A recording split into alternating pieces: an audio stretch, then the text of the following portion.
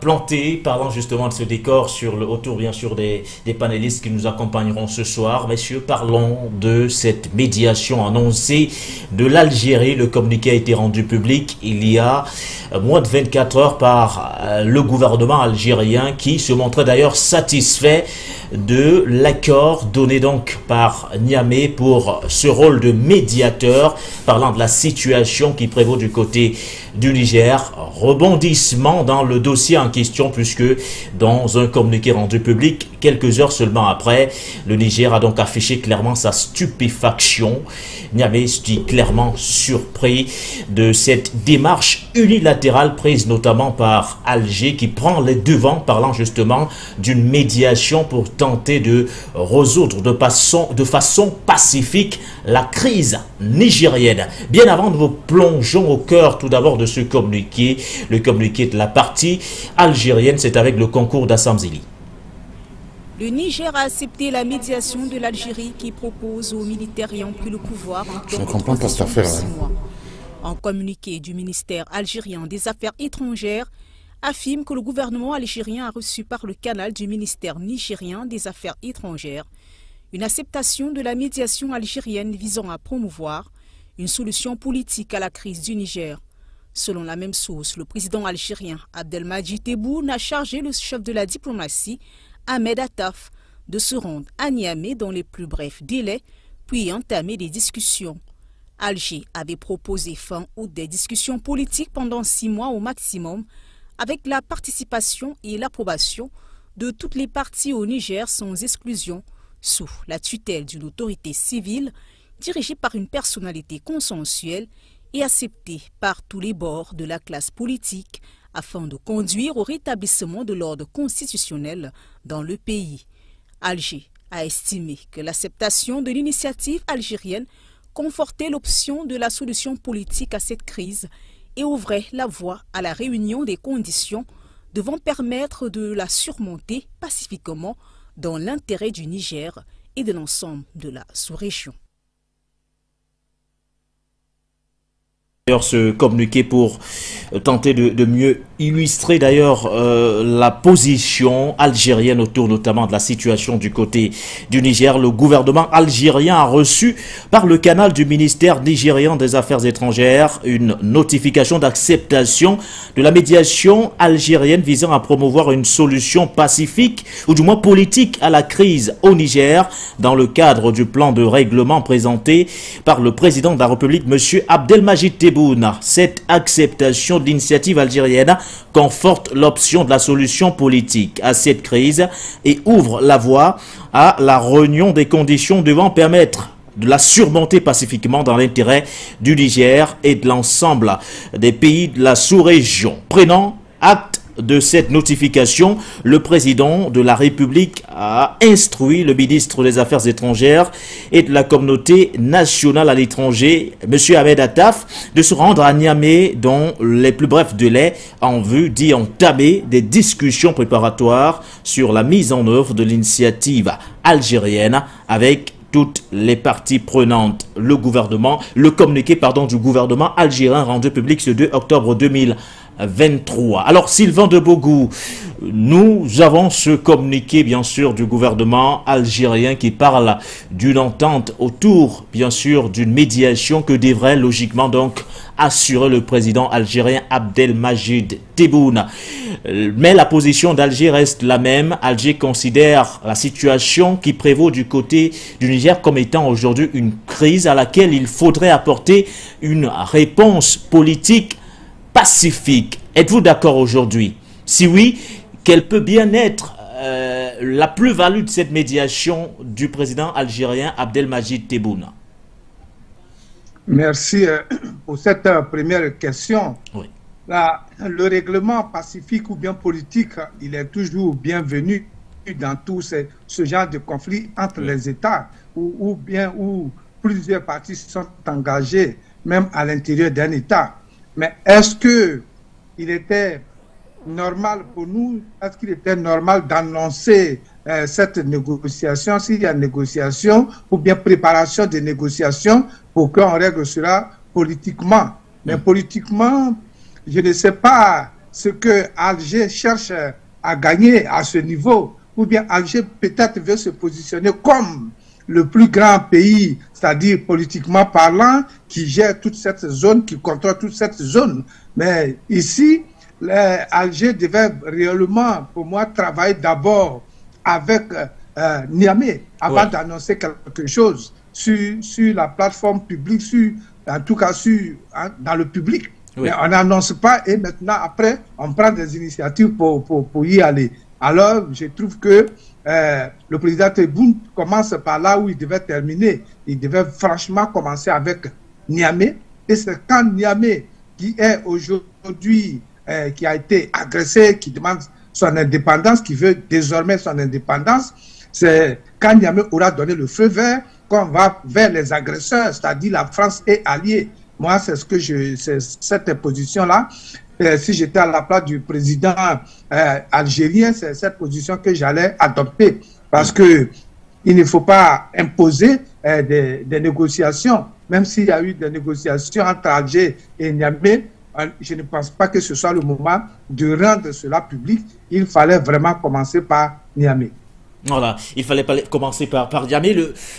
L'imbroglio se crée aujourd'hui autour de ce communiqué algérien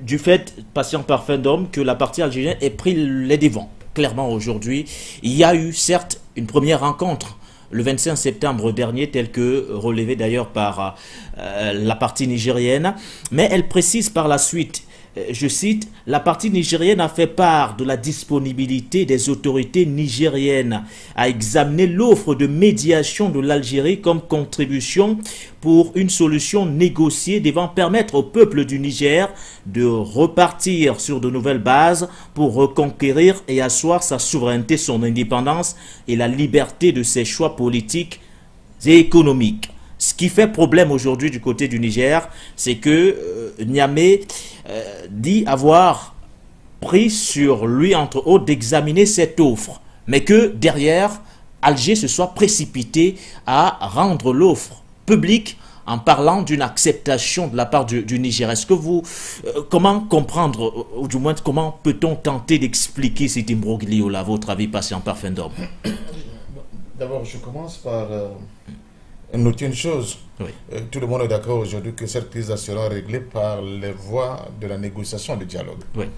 Donc, tous les bouts en train et les bats en guerre qui nous ont fait passer des semaines assez difficiles en tentant de nous expliquer que c'est l'option militaire qui était la mieux indiquée. Avec cet épisode encore de cette négociation, viennent confirmer leur défaite. C'est-à-dire qu'il n'y aura pas d'opération militaire au Niger. L'option choisie est l'option politique, est l'option diplomatique. Et c'est là une première victoire que nous devons mettre dans notre escarcelle. Maintenant, secondo, le déroulé, le timing, comment tout ça en train d'être élaboré et les difficultés du point de vue d'appréciation des deux parties les plus en vue actuellement, qui sont d'abord l'Algérie. N'oublions pas que l'Algérie a une frontière très très importante avec le Niger et que parmi les pays qui avaient mis en garde d'assister à la communauté internationale sur une probable intervention militaire au Niger, il y avait l'Algérie qui n'était pas du tout consentante. Donc il faut tenir compte de cette réalité qui implique, qu'on le veuille ou non, l'Algérie en tant que puissance de cette région sahélienne là aussi, et du Sahel, du désert du Sahel, comme un acteur majeur dans la possibilité de recherche de solutions pour essayer de régler ce problème. Maintenant, la diplomatie, c'est de particulier que ça ne parle pas beaucoup. Il y a des tractations en coulisses. C'est le travail de l'ombre et que quand il faut parler, c'est-à-dire quand il faut aboutir à des propositions de solutions, cela veut dire qu'on a bien ficelé de tous les côtés, n'est-ce pas? Voilà, ce qu'on va présenter au public comme proposition ou bien comme suggestion de solution. Donc c'est à ce niveau que, bon, je ne comprends pas très bien pourquoi il y a soit eu précipitation, on m'a entendu, ou incompréhension, parce que c'est aussi possible qu'il y ait des incompréhensions. Nous n'étions pas là-dedans. Une chose est sûre, les deux délégations se sont rencontrées. Une chose est sûre, les deux délégations ont longtemps discuté. C'est au niveau n'est-ce pas, des propositions qui ont été énoncées par la partie algérienne, qu'il y a une divergence. Donc je pense que pour là, il faut rapidement revenir à la table de négociation pour aplanir cette divergence, premièrement. Deuxièmement, essayer de reconstruire les codes, n'est-ce pas, qui vont organiser les négociations futures pour qu'on évite, n'est-ce pas, des situations comme celle-là qui ne n'auront pas du tout l'Afrique. Parce qu'on aura l'impression que du point de vue africain, on ne doit pas seulement voir ce problème comme une question d'ego, n'est-ce pas, des Algériens qui viennent absolument mener les négociations à leur guise. Je pense que c'est vu comme ça, peut-être qu'on sera en train de commettre une erreur ou bien d'en rajouter là où déjà la faute a été commise. Ce qu'il faut dire et insister, c'est de dire aux deux parties vraiment de mieux ficeler, de mieux coordonner la présentation de leurs différentes solutions avant de les rendre publiques. Parce que c'est très important, il faut aussi montrer qu'au niveau de l'Afrique, nous avons quand même de grands diplomates. Nous n'avons pas que, excusez-moi le terme, mais des jeunes enfants de cœur qui ne savent pas très bien ce que c'est le monde de la diplomatie. Maintenant, je crois que ce qui fait le plus mal pour la partie nigérienne, c'est la durée de la transition, qui a été fixée, je crois, 6 mois. La proposition algérienne. Voilà. 6 mois de transition. C'est ça qui fait le plus mal aujourd'hui. Là aussi, je crois qu'on peut repartir à l'abordage pour mieux réaborder ces questions-là et fixer, n'est-ce pas, un cadre qui convienne aux deux parties, la partie algérienne qui a été à l'initiative et la partie nigérienne qui a besoin de cette négociation pour éloigner le plus loin possible, n'est-ce pas, ces faucons et hiboux de la déstabilisation militaire de leur propre pays, mais surtout montrer qu'en Afrique, nous sommes capables de faire des propositions crédibles du point de vue de la diplomatie pour le règlement de certains conflits. Pour corroborer ailleurs ce que vous dites, voici ce que dit Niamey. Avant toute officialisation des conclusions de cette rencontre, le ministère des Affaires étrangères, de la coopération et des Nigériens de l'extérieur a été surpris de relever à travers les réseaux sociaux et certains médias un communiqué du gouvernement algérien indiquant que le Niger aurait accepté la médiation de l'Algérie qui a donc proposé aux militaires une transition de 6 mois. Aujourd'hui, cela corrobore ce que vous disiez à l'instant. Mais parlons de l'aspect purement diplomatique, puisqu'aujourd'hui on semble décidément se diriger vers cet aspect que l'option militaire qui était avancée jusqu'ici pour ramener le président déchu aux commandes aujourd'hui. Alors, que peut Alger, parlant de cette situation de façon précise, il y a un plan il y a justement cette médiation qui est proposée, mais que peut le président Tebboune? Non, mais beaucoup. J'ai commencé par vous dire que n'oublions pas que Alger est une puissance dans cette région-là. L'évacuer, ne pas vouloir le comprendre, c'est ne pas comprendre, c'est qu'en réalité, l'analyse concrète de des rapports de force, n'est-ce pas, et des dynamiques qui traversent cet espace. L'Alger est un partenaire fiable. C'est une puissance sous-régionale qu'on ne peut pas détourner, mais surtout Alger a beaucoup plus intérêt à stabiliser la situation au Niger, et ça à son profit, que quiconque dans cette sous-région.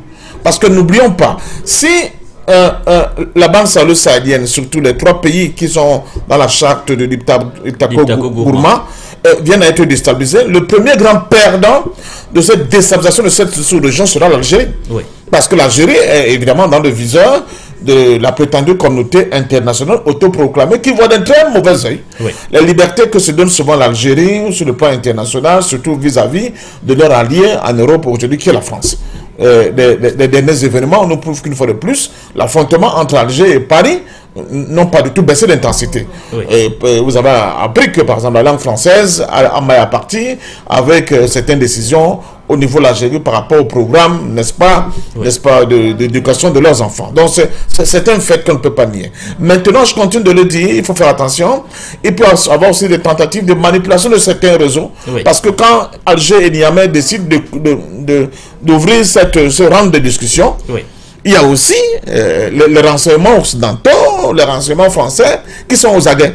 Et ils peuvent avoir, c'est eux qui ont le plus intérêt à saper, à détruire la confiance du point de vue de cette négociation qui s'était amorcée. Et peut-être que on avait déjà le brouillon qui devait être envoyé à la partie sœur de Niger avant confirmation et déclaration officielle, mais rapidement les réseaux se sont accaparés du document et l'ont rendu public. Tout est doit rien écarter. Non, on doit rien écarter. Et ces réseaux peuvent être hors de l'Algérie comme ils peuvent être à l'intérieur de l'Algérie et même des différents canaux de ministère des Affaires étrangères algériennes. Donc je dis, nous devons avoir une position de veille, une position de vigie, pour dire aux parties concernées par cette discussion et cette négociation, de dire attention, au-delà de vous deux, il y a le prestige de la capacité de l'Afrique à pouvoir régler et à discuter, à aboutir de pareilles solutions en termes de négociation qui est en jeu. Donc ce n'est pas seulement une question de go entre Alger et le Niger, c'est aussi une question de l'Afrique, de la diplomatie africaine, de dire que nous sommes capables d'élaborer des propositions pertinentes et de les soumettre à la communauté internationale quant à la résolution des conflits qui s'opposent à nous, qui s'imposent à nous aujourd'hui. Et je crois que c'est dans ce sens-là qu'il faut beaucoup plus travailler aujourd'hui. Voilà. Sylvain de Bogou, la situation au Niger nécessite forcément une médiation aujourd'hui. Quand on regarde, par exemple, le communiqué de la partie algérienne, on fait clairement comprendre que ce que traverse le Niger est une crise et que le président Abdelmajid Tebboune voudrait clairement apporter sa pierre à l'édifice pour trouver une solution politique pacifique de ce côté. Alors, est-ce qu'il faudrait nécessairement une médiation pour ramener les choses à la normale du côté du Niger? Une médiation pour que les choses se règlent sans effusion de sang. Mais moi, je pense qu'ici, le communiqué, il est très tôt. Et parler de négociations, c'est très tôt. Et de transition de 6 mois, c'est vraiment méconnaître les problèmes profonds que ce pays-là traverse, que le Niger traverse. C'était comme si c'était un coup d'état de palais et donc on vient remplacer le bonnet rouge par un blanc bonnet et ainsi de suite. Et donc c'était la continuité. Non. Le problème nigérien, nous le savons tous, est un problème très, très, très profond. Beaucoup de partis ont leur intérêt là-bas. On parle des richesses de ce pays qui sont toujours partis de l'autre côté, du côté de la France et de ses alliés. Il y a les Américains qui, aujourd'hui, sont en train de, je dirais, piper le dé à la France et tout. Et donc, il ne faut pas minimiser ce problème. Il faut que la sécurité soit vraiment garantie. Il faut que les nouvelles autorités nigériennes soient sûres que la situation est réellement maîtrisée et que la population nigérienne va vivre à son quotidien dans la paix. Donc, d'ici 6 mois, moi je pense que c'est jeter en tout cas du sable sur la plaie qui est très très profonde au Niger et puis courir parce qu'il faut une négociation et régler vite les problèmes. Il faut donner le temps à ces autorités, ces nouvelles autorités nigériennes qui, ma foi, ne sont pas venues pour assassiner tout le monde, mais qui veulent régler les problèmes de leur pays, qui veulent que le Niger bénéficie des biens de son sous-sol et autres, qui veulent vraiment l'indépendance maintenant, la vraie indépendance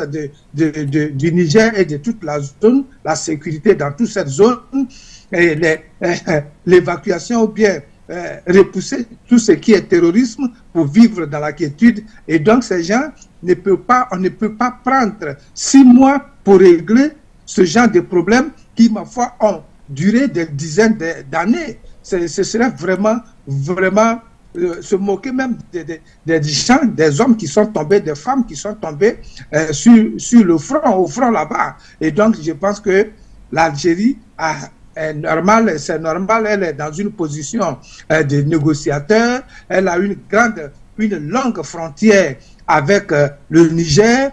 Le Niger était aussi concerné, tout comme l'Algérie, par ce pipeline qui devait partir depuis le Nigeria, tout et tout, pour aller servir l'Occident.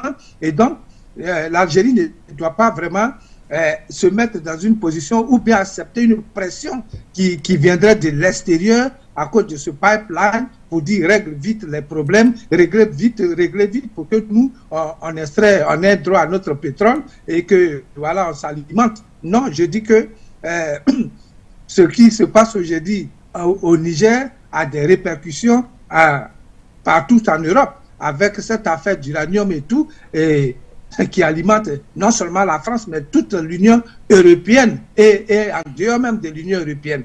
Donc, pour régler ce problème, pour que le Niger ne sorte pas, en tout cas les bras vides, les mains vides dans cette négociation, dans le règlement de ce conflit, il faut laisser le temps aux nouvelles autorités pour vraiment régler tout ce qu'il y a à régler avant de parler d'autres négociations avec l'extérieur, avec les autres parties qui viennent toujours prendre nos richesses sur le territoire africain et aller faire ce qu'ils veulent, aller bien vivre pendant que nous vivons chez nous les pieds nus. Voilà. Ce qui fait problème, vous l'avez relevé, Patient Pafindom, c'est surtout cette durée qui est proposée, 6 mois. Au regard de la dynamique impulsée aujourd'hui du côté du Niger, il est impensable, inimaginable qu'on puisse sortir de là en 6 mois, clairement. Bon, c'est la question qui la souveraineté, l'indépendance dont parle aujourd'hui le CNSP et le gouvernement de transition nigérien, tout cela, on ne peut pas l'acquérir en 6 mois. Non, moi, c'est ce qui m'a le plus surpris, n'est-ce pas, dans le communiqué algérien, ce délai de 6 mois. Je rappelle quand même que l'Algérie est un pays qui est en confrontation directe avec une quelconque volonté de la part de l'Occident de tenter, n'est-ce pas, de la dominer, de la sujetter pour continuer de profiter d'abord des richesses algériennes qui sont aussi énormes, que ce soit dans en ce qui concerne les richesses comme le pétrole ou le gaz, dont l'Europe a le plus besoin aujourd'hui. Et quand on regarde avec quelle discipline, avec quelle fermeté, avec quelle dureté l'Algérie fait tout pour maintenir sa souveraineté, n'est-ce pas, sur ces questions-là, on est un peu surpris de penser qu'il y a des idées qui puissent penser à un certain instant que Alger a intérêt que son voisin, n'est-ce pas, du sud, qui est le Niger, puisse être spolié de ses biens, sachant pertinemment que si l'Alger aujourd'hui peut parler avec un certain ton, n'est-ce pas, à des puissances occidentales, principalement européennes, sur cette question de ces énergies fossiles, c'est d'abord parce qu'elle en maîtrise totalement, n'est-ce pas, le contrôle. Donc, elle voit bien la nécessité de la question souveraine que pose l'exploitation de ces énergies fossiles aujourd'hui. Parce que ça fait partie quand même des bonus extrêmement importants dans le relèvement de nos économies et dans la possibilité pour nos pays d'aller de l'avant. Moi, je soupçonne beaucoup plus. Soit il y a une manœuvre avec un malentendu sur cette question de ces 6 mois-là, soit il y a une volonté de mal interpréter les décisions, bien les discussions qui ont eu à huis clos entre les deux. Parce que je continue, je suis très surpris de penser à cet instant que Alger 1 puisse penser qu'en 6 mois, tous les problèmes qui ont été posés par cette révolte nigérienne puissent être réglés. Les questions d'ordre politique, les questions d'ordre économique, les questions de la relation que le Niger veut dorénavant avoir avec la France, avec le départ des troupes des militaires français sur son sol. C'est impossible, c'est inimaginable que dans un calendrier de 6 mois, tout cela puisse être résolu. Premièrement. Deuxièmement, Alger ne peut pas non plus évacuer le fait qu'il y a une nouvelle volonté de la part de Niamey de s'accaparer des leviers de sa souveraineté aujourd'hui sur le plan local. Donc à partir de ce moment-là, à bon sens, il s'agirait beaucoup plus d'un malentendu. Je continue de m'orienter vers ce malentendu qu'une quelconque volonté d'Alger de nuire aux intérêts fondamentaux de Niamey dans le cadre de la perspective de la résolution de ce contentieux qui oppose aujourd'hui le Niger à la France. Deuxièmement, je continue de le dire, c'est une tradition algérienne. La tradition ne date pas d'aujourd'hui. Ça veut dire que vous ne remettez pas en cause aujourd'hui la médiation algérienne comme bon nombre d'observateurs. Non. Certains doutent aujourd'hui peut-être la capacité du président Abdelmadjid Tebboune de pouvoir mener à bien ce processus de médiation. Certains ne le trouvent pas trop sincère. Certains pointent du doigt ces rapprochements avec certains pays occidentaux et tout. Donc, bon nombre d'observateurs ne se montrent pas, en tout cas, aujourd'hui, du moins accrochés par cette approche algérienne. Est-ce que vous êtes de ceux-là? Non, je ne partage pas cet avis. Je ne partage pas du tout cet avis, parce que quand vous regardez aujourd'hui sur le plan diplomatique l'Afrique, les pays qui donnent le temps, ou bien qui tentent de donner le temps, sur les questions de la réappropriation de la souveraineté du peuple africain, vous avez l'Algérie parmi. L'Algérie, ce n'est pas le Nigeria. Attention, l'Algérie, ce n'est pas le Nigeria de M. Tinubu. Donc, je crois que nous allons trop vite en besoin. C'est vrai, c'est heurtant, mais il y a le temps quand même de l'analyse et le temps de la réaction. Ici, chaque fois qu'un communiqué maladroit comme celui-là, à mon sens, est mis sur la place publique, les gens se ruent dessus en dessinant complètement des conséquences, n'est-ce pas, de ce communiqué, et en figeant dans le temps les attitudes d'un leadership aussi puissant actuellement que celui de l'Algérie. Excusez-moi, ce n'est pas parce que ça s'appelle Tebboune. Il est quand même l'héritier d'une longue tradition de résistance, et qui, même ces derniers jours, prouve qu'elle ne va pas accepter de se laisser marcher sur leur plate-bande. Donc je crois sincèrement qu'il y a une question d'une mauvaise formulation, d'une discussion en interne qui s'est produite entre les deux diplomaties. Et que quand bien même Alger aurait pu produire un document comme celui-là dont je trouve complètement inopérant sur le plan pratique, je pense que la réaction nigérienne, elle est bien, comment dire ça, elle arrive à brûler pour point pour essayer d'aplanir davantage ces divergences, mais surtout de dire à la partie algérienne qu'ils redéfinissent ensemble les codes, n'est-ce pas, des négociations, des discussions, mais surtout d'un assentiment commun qui doit déboucher sur la promulgation ou bien des déclarations officielles comme celle-là. Voilà. Messieurs, on aura une dernière question pour le dernier tour de table sur cette thématique, la question de l'un de nos internautes de ce soir, Tapé Grobera, qui pose cette question. Sylvain de Bogou, quel est le degré d'urgence d'une telle médiation algérienne? Car lui, il pense clairement aujourd'hui que les Nigériens doivent tout d'abord résoudre en interne leurs problèmes avant peut-être de passer vers une, ou du moins de parler, ou du moins de penser à une éventuelle médiation algérienne. Quel est le degré d'urgence de cette médiation algérienne à votre avis? Oui, c'est ce que je disais tout à l'heure, au niveau même du Niger à l'intérieur, il y a des problèmes très très profonds. Les problèmes de la sécurité ne sont même pas réglés du tout. On ne sait pas qui contrôle quoi.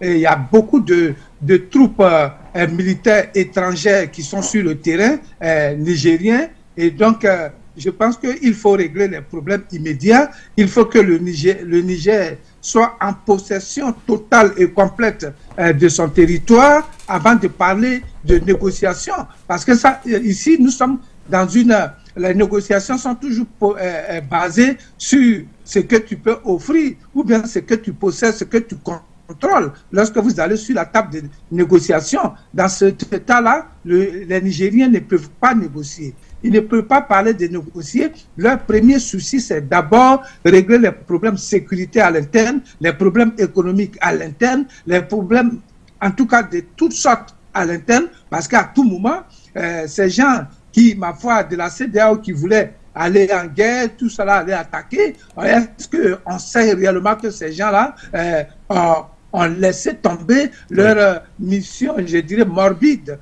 qu'ils voulaient aller, quand ils voulaient aller contre leurs propres frères? C'est tout cela qu'il faut régler.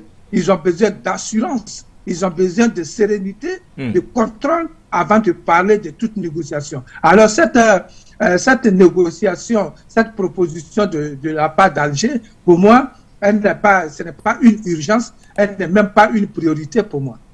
Priorité, urgence, quelle est aujourd'hui la priorité justement d'une telle médiation, d'une telle démarche? À votre avis, patient parfum d'homme, on sort par là, doyen? Oui, mais si, il y a une priorité. Il y a une priorité, vous pensez clairement, patient parfum d'homme? Il y a priorité. Oui. Il y a priorité au vu même des derniers éléments qui ont été apportés par Sylvain de Bogo. Sylvain tout à l'heure. N'oublions pas que malgré le fait qu'on a l'impression que la baudruche a fini par faire chute, chute comme dans cette prétention de la CEDEAO, de la France, de lancer l'intervention militaire, il y a quand même encore sur le sol nigérien la présence des militaires étrangers. 1500 Français, 1000 Américains, et là-dedans, et après vous avez aussi les Allemands, les Danois, etc. etc. Et au-delà des hommes, il y a une logistique énorme qui se trouve actuellement sur le sol nigérien.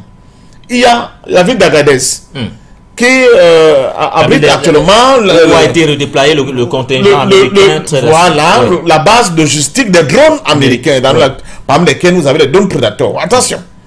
Donc, je crois que plus l'idée, on sera capable, par le biais justement de ces négociations, d'éloigner dans les confins, n'est-ce pas, de la des méandres de ce crépuscule, de cette domination occidentale sur notre sol, l'idée d'une intervention militaire, mieux ça vaudra pour la quiétude du peuple et la direction nigérienne aujourd'hui pour régler les questions, par exemple, du départ des troupes étrangères sur leur sol.